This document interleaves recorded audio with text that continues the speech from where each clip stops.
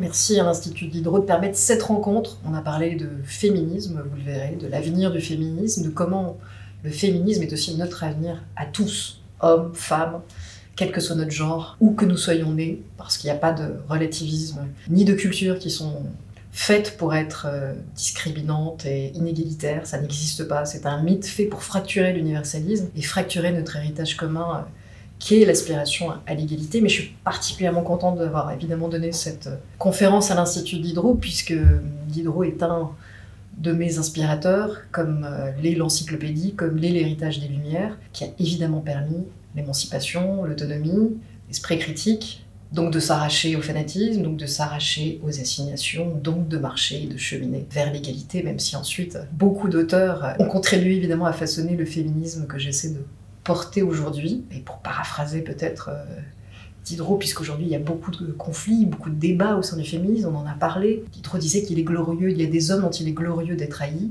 Je pense qu'il est assez glorieux d'être haï des défenseurs du patriarcat, qu'ils aient le visage de l'intégrisme religieux, du conservatisme, ou parfois, et c'est plus vicieux, le visage d'un relativisme ou d'une acceptation, d'une tolérance envers les cultures ou les minorités qui déguisent en réalité un renoncement à l'égalité universelle. Et c'est de ça aussi dont il est question dans cet échange, de ces faux semblants, faux amis du féminisme qui peuvent finalement aider le patriarcat à s'en sortir une fois de plus.